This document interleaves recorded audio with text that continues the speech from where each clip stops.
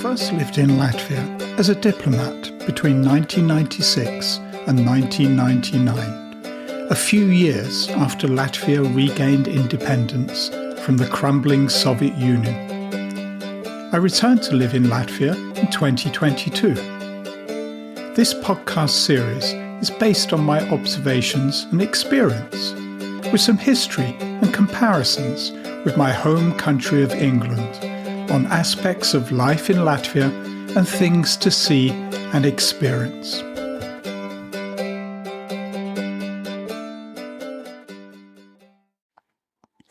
On fish. Latvia has a remarkably long coastline for its size.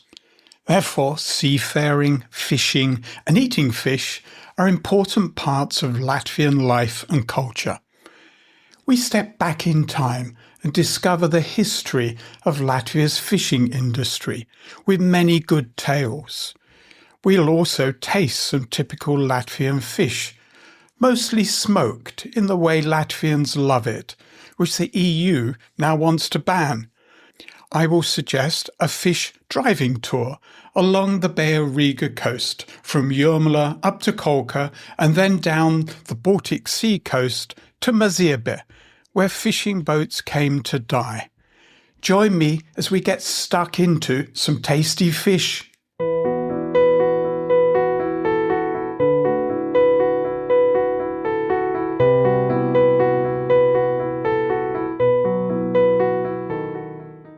Latvia's coastline stretches 500 kilometres from the border with Lithuania and the Baltic Sea north to the Kolka Peninsula and then around the Bay of Riga, eventually extending northwards to the border with Estonia.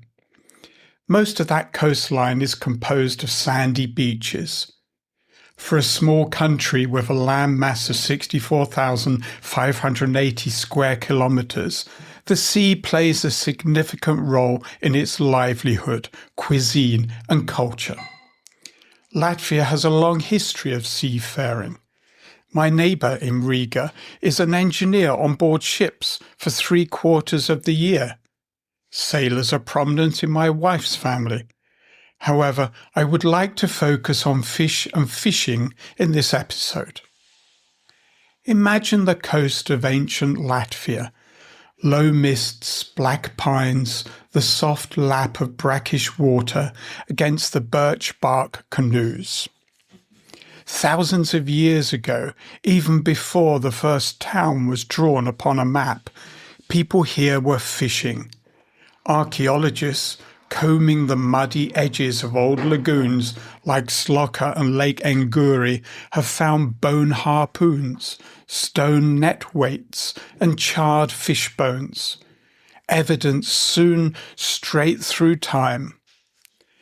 Every weight, each shaped flint blade, tells us that fishing was not just a way to eat, but a way to live. By the 1700s, coastal villages such as Ragasiems, Kolka and Nguri had become hubs for wooden boat building and net making. Baltic herring, eel and lamprey were smoked in fires of green alder, the smell drifting. Records from the 18th century speak of fishing tithes, with families paying their landlords in barrels of herring or pike. The dawn of the 20th century brought science to these shores. Latvia sent delegates to the 1910 Baltic Sea Fisheries Congress and joined the International Council for the Exploration of the Sea in 1923. Latvian boats fished as far as Denmark, their catches bringing prosperity, and canned Riga sprats had world fame. The storms came in 1940. The Soviet occupation drove away the small traders and boat owners. Fishing was collectivized. Private vessels were donated to the state, and families joined kolkhozes, collective farms with fleets named after heroes or Marxist slogans. The coastal strip became a closed border zone. Stories from those years linger with the scent of tin sprats. Trawlers dragged the Baltic Sea as far as the Atlantic, all under watchful Western European eyes. Propaganda trumpeted that 3 big trawlers can now bring as much fish as Latvia's entire fleet before the war. However, many locals recall strict quotas, limited access to their traditional fishing grounds, and a growing sense of loss. And yet, the fishing culture survived. In hidden inlets and deep woods, net makers kept weaving. Despite regulations and tangled bureaucracy, smoky shacks on the roadside still lured people with the promise of fresh fish. During the Soviet occupation, many old boats were abandoned. Some were hauled into pine forests, like those at Mazirbe boat graveyard, left to become part of the dunes again.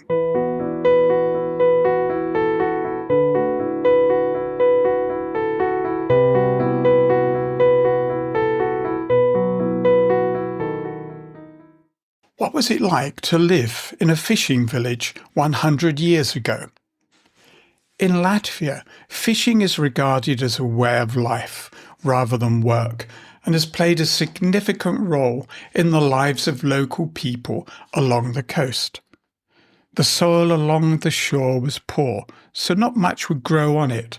Therefore, fishing was the primary source of income. Fishermen built small huts along the seashore to keep their nets and other equipment. Their boats were located near the huts.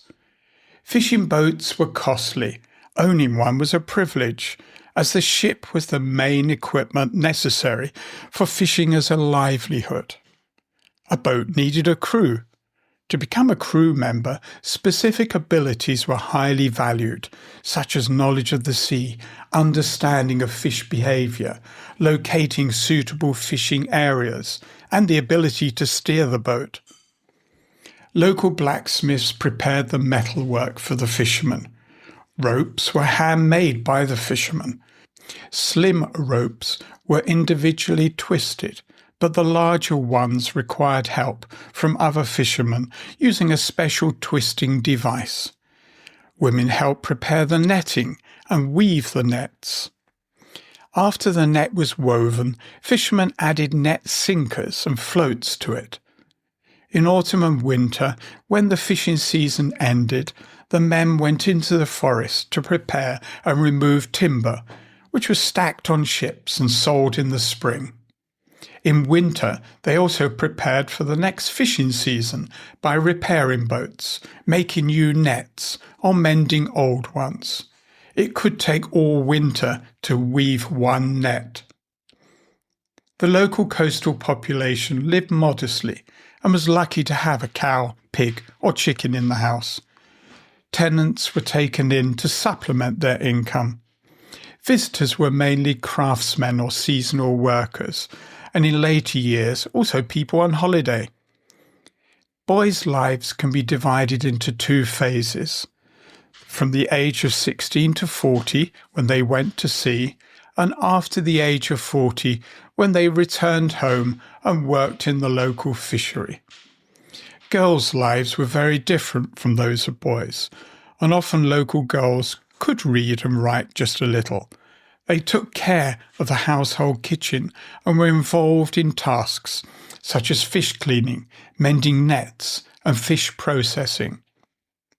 During autumn and winter, Royal Maritime School would accept students with an elementary education and at least 2 years of internships in sea voyages with a sailing ship. The school trained coastal steersmen to improve their qualifications.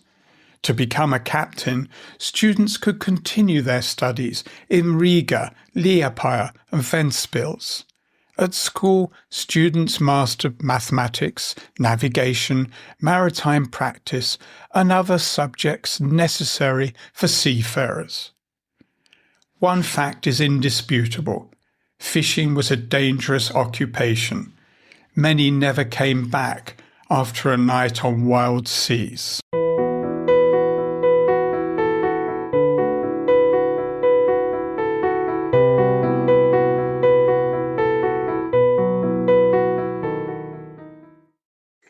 Let's look at one collective from Soviet times, the Banga Kolkhoz. In 1947, 74 men from the fishermen's cooperatives and Valgal Siems, Kaltena, Roya and Zosene came together to establish a larger fishermen's group called Stalin's Road in Latvian. The collective farming approach was embraced as the Soviet regime emphasized the importance of socialist collective work over individual methods. In the early 1950s, the group was equipped with small boats. By the end of the decade, they had 3 trawlers that embarked on fishing expeditions to the Atlantic Ocean. The Stalin's Road members were the first Latvian collective to embark on this adventure to distant Atlantic waters. In 1962, Stalin's Road merged with other collectives to form Banga, with a Kolka collective joining in 1974. Banga covered a large area from Valgal Siems to Sikrax, encompassing some 13 fishing villages, with Roya at its centre. It fished in the Bay of Riga and the Atlantic Ocean and focused on fish processing and salmon farming. It became synonymous with canned fish during the Soviet period, when it was one of the region's most renowned seafood producers. In 1950, Stalin's Road organised its first sea festival in Roya. People from all the nearby villages arrived by sea in decorated boats or by road in decorated trucks. The celebration honoured the fishing profession and included activities related to the sea, such as motorboat races, swimming and other sports competitions. Later, a variety of concerts were performed and a ball was held. As the collective Banga grew, the Sea Festival gained popularity.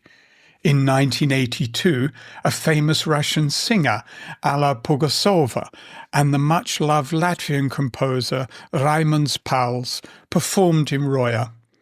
The celebrations started with morning sports activities where local work teams competed.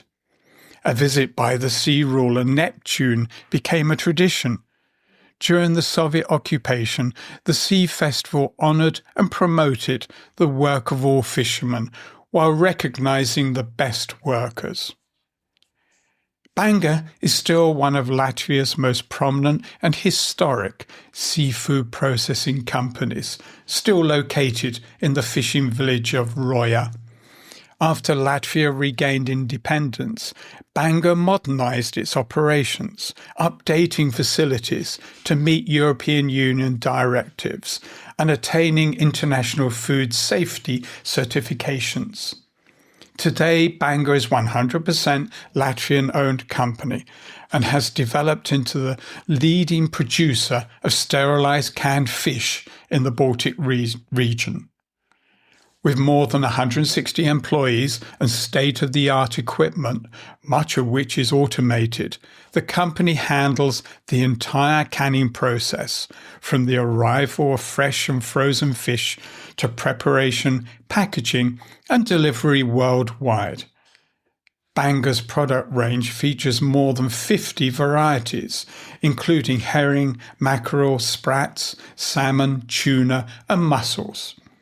Their canned fish is exported to over 47 countries across 5 continents, serving both wholesale distributors and international supermarket chains.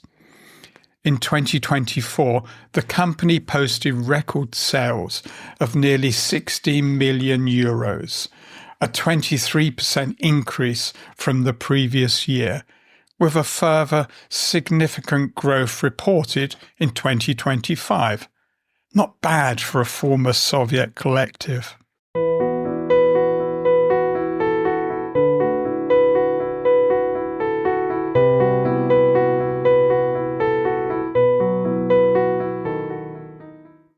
Rāga Zāriņš's folktale of the fisher old Taizelis who outrode a gale is a lovely story that was based on a real fisherman, Nix Freimanis, 1845 to 1908. Picture the Baltic coast before sunrise, mist clinging to the pines, the only sound the slap of small waves on the hull. Old Taizelis sits hunched in his weathered rowboat, gnarled hands curled around the oars, eyes squinting to where the sea meets sky. Locals say Taizelis could smell a storm coming before gulls even circled low. One morning, fishing nets tucked neatly at his feet, he rows out further than anyone else dares, a hunger for the sea in his bones. The wind begins to rise, first gently, then wildly. Clouds close over the sun. The other boats on the water turn back, but Taizelis keeps rowing, leaning into the chop, a stubborn silhouette against the gathering gloom. The gale breaks, a roaring monster hurling spray, tearing at his little boat. Legend says the waves rose high as houses, the kind that eat whole forests. But old Taizelis never releases the oars. He rows on, grit gripped in every muscle. Some in the village later swore he sang through the worst of it, a rough melody to keep rhythm, or maybe to mock the sea itself. Hours passed. The wind howls his name. Rain lashes his back. At last, exhausted but unbeaten, he rides the swell, beaching his boat along the Mazirbe shore. Salt crusts his beard, but his catch is heavy and whole. After that storm, everyone agreed. Old Taizelis wasn't just a master fisherman. The sea itself respected him. They raised a monument in Mazirbe to honour not only the man, but the spirit, unyielding, stubborn, and fearless enough to outrow the Baltic's worst furies. Even today, when gales howl and tourists hide indoors, you'll see a lone figure walking the shore, muttering to the wind.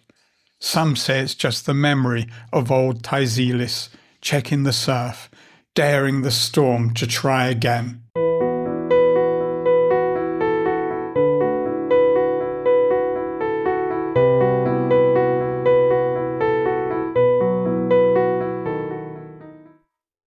Smoke in the pines. To keep fish fresh and tasty for longer, they are smoked. Smoking in hot or cold smoke is a local tradition that has been developed over centuries. Any fish can be smoked.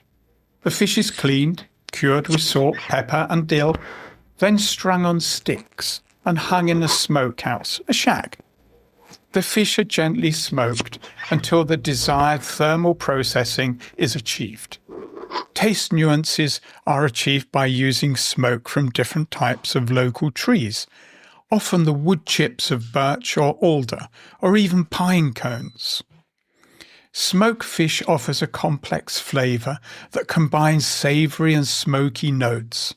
The primary taste is umami from the fish itself, complemented by the distinctive smokiness from the wood. The texture is tender with a firm bite, creating an enjoyable mouthfeel that contrasts nicely with the added seasonings. Smoked fish pairs wonderfully with crusty bread, providing a delightful texture contrast. Traditional accompaniments included pickled vegetables and mustard, which enhance the fish's flavour. For drinks, a chilled beer or a crisp white wine complements the smoky profile beautifully. Along the coast you will see many signs for zivis, Latvian for fish, sold from shacks, mobile vans or people's homes. Stop and try while you can. because the European Union does not like the process of smoking fish. It passed a directive that banned it from June 2024.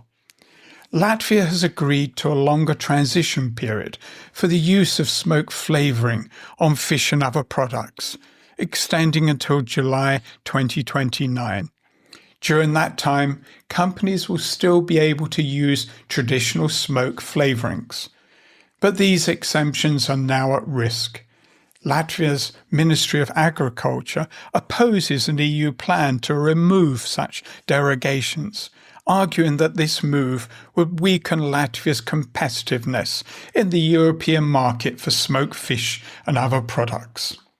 The wood smoke methods now at risk not only benefit producers in terms of cost, but they also create consumer demand for traditionally smoked products, which would suffer if that description could no longer be used on them.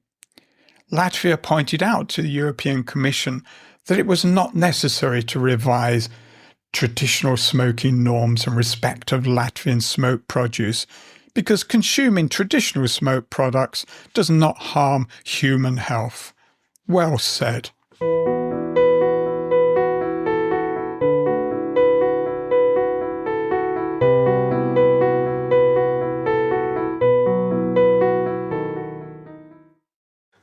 A list of the most popular fish in Latvia. There are many others. When we stopped at a fish shop in Roja a few days ago, we bought smoked flounder, gudgeon, a small freshwater fish common in Latvian rivers and lakes, and hawthorn sculpin, sometimes known as the sea bullhead, a spiny-headed, bottom-dwelling coastal fish found in the Baltic Sea. And Bangor tin mussels and sardines in oil. These are the most popular though. Number 1, Baltic herring, žanga in Latvian. This is quickly smoked and eaten hot, often as a roadside snack when travelling, aromatic and cheap. European sprats, bredliņa in Latvian, an iconic fish packed in oil in a tin, are known as Riga sprats, first tinned in Latvia in 1884.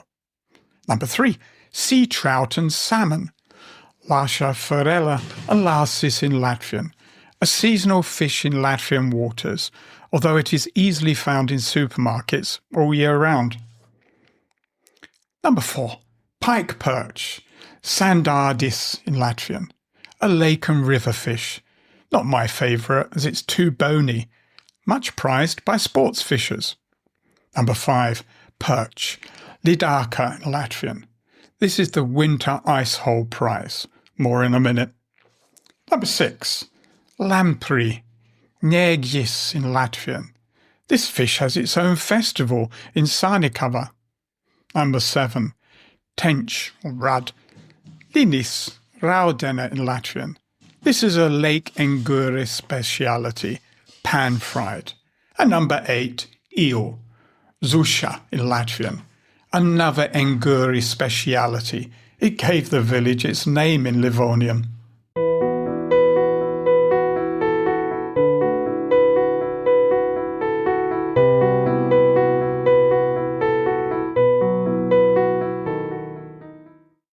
A brief history of Latvian sprats from Latvia's Sprotes. Latvia has taken pride in its fishing industry since ancient times. People in coastal settlements have long smoked, salted and dried caught fish for their own consumption, while trade was strongly limited by the shelf life of such products. By the 1960s, the increasing urban population density had given rise to the need for an inexpensive product with an extended shelf life. According to historical evidence, the first canning factories began to appear in Riga and Jelgava in the 1980s. Production of canned fish in Riga started in 1884. The Gerginger partnership was the first factory, followed by the Mortensen, Blufeld and Barginson and Danielson factories. Initially, the Görginger partnership produced only Norwegian sardines and pickled sprats, which were primarily supplied to Imperial Russia's market under the Revel Sprat brand name and to the Scandinavian market under the Anchovies brand name. A little later, Danielsen and Mortensen, merchants from Denmark and Norway, conceived the idea of preserving smoked sprats, similar to French sardines, by immersing them in oil. Until then, sprats have been consumed within a limited time frame after being prepared on the shore or in Riga, where they were distributed through the central market. The best olive oil from France was ordered, and Latvian sprats were cooked accordingly. However, the initial attempts proved unsuccessful. As it turned out, olive oil was not suitable for the cooking of smoked fish, including smoked sprats. The smoky flavour of the smoked sprat in olive oil, typical of herring, caused an unpleasant aftertaste, as a result of which people did not want to buy the product in bulk. Additionally, olive oil, once opened, deteriorates rapidly. The Görginger Partnership and Sarnikava Manor found a solution in sesame seed oil, which, when mixed with mustard oil, was recognised as the best oil for cooking smoked sprats. It thickened at a temperature of 15 degrees and ensured a long shelf life. Around 1890, at 76 Turbata Street in Riga, Mortensen began producing sprats in oil, a recipe similar to that of modern Latvian sprats. The product was a success, while choosing its name was a hassle. The product at first was offered as Russian sardines, causing bewilderment among merchants in Moscow because, having ordered Russian sardines, they expected to get a product similar to French sardines. The merchants found that to be a cheap fake and forced out any agent daring to offer such a product to them. A different approach was necessary, as a good product could not be wasted. In the long run, Russian sardines were renamed into German sprats, Sprotten, now of course known as Latvia's Sprotes, Latvian sprats.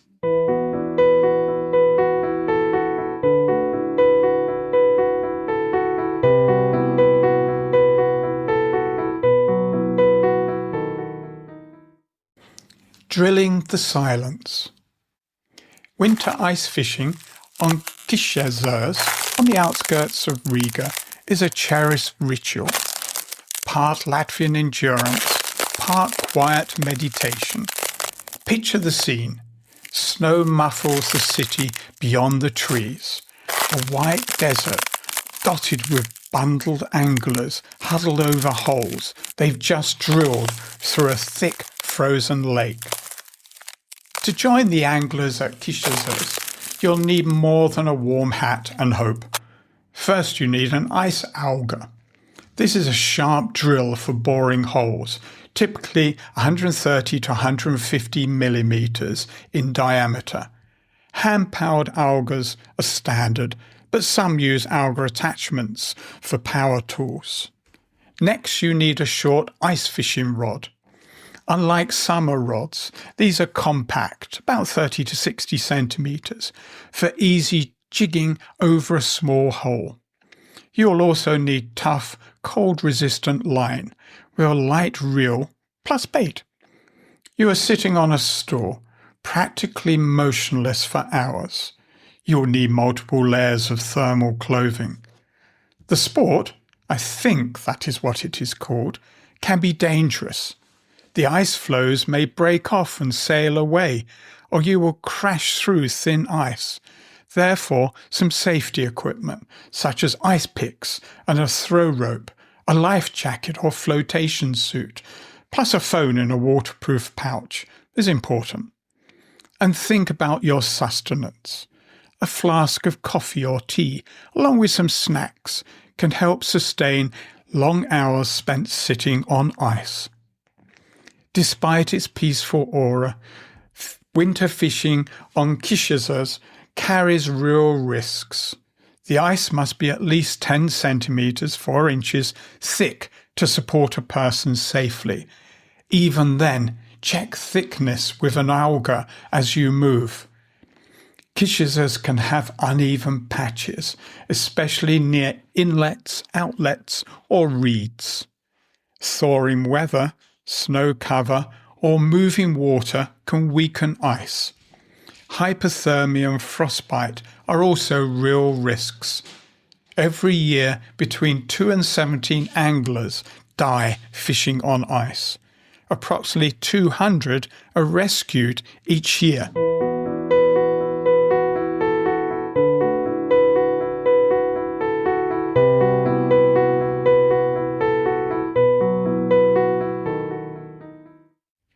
Road trip along the coast.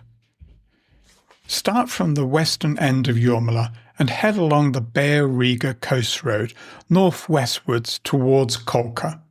The villages are picturesque and the initial drive is slow due to the speed restrictions.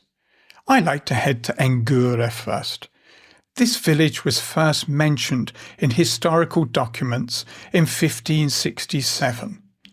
Linguists believe the name of the village to be derived from the Livonian language and to be translated as eel because the nearby Engures lake had many eels. During the time of the Courland Duchy, Engure was a popular textile centre, and in the 19th century it was renowned for its nautical school. Today, Engure is a parish centre and is particularly busy during the summer season when holiday makers arrive to sunbathe and swim, enjoy the locally caught and smoked fish, and engage in active water sports, sailing, kiting and paddleboarding.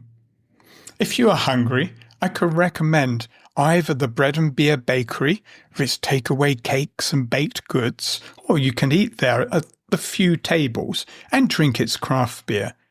Alternatively, you can visit the restaurant Captainis and Grant's. Excellent food. Continue northwards to Roya. This village has a lovely fishing museum. You can learn about the Banga collective, see how a captain lived and how villagers lived. There is a good fish shop in the village with a wide selection of smoked varieties and tinned Banga products. However, you will see signs for zivis fish all along the drive. I can also recommend the Café Rederi, located just before Roya. We had very affordable but well-prepared Courland cuisine there. Then travel to the tip of Latvia at Kolka. The car park area is somewhat commercialised in a Soviet sort of way, but walk to the tip and look out at the waves. They are coming towards each other in two directions. One side flows from the Baltic Sea, the other from the Bay of Riga. Kolka was once a military outpost until the Russian army departed after Latvia regained its independence. I recall the slow withdrawal of troops from my time as a diplomat in Latvia in the second half of the 1990s. After Kolka, head southwest towards Ventspils, following the Baltic Sea coastline. After about 20 minutes' drive, turn right to Mazirbe. This is the remaining heart of the Livonian culture. Park near the Livonian Culture House. Great pizza there in the summer. Walk towards the beach, about a 10-minute stroll. Just before the sand dunes, turn right into the woodland and find the fishing boat graves. There is a signpost. Years ago, many of these boat cemeteries were built along the coast of the Baltic Sea in Soviet-occupied countries. But nowadays this graveyard is the only one remaining. The boats have been here since the 1960s and 70s, when discarded vessels were abandoned in the woods after the Soviets stopped locals from fishing and restricted their activities near the shoreline. Sadly, their time appears to be running short, as the wooded graveyard is expected to be lost in about 10 years, as nature continues to reclaim the site. Then it is a pleasant 2.5-hour drive back to Riga or Jūrmala after a full day on my fish tour. Don't forget to buy some smoked fish to take back.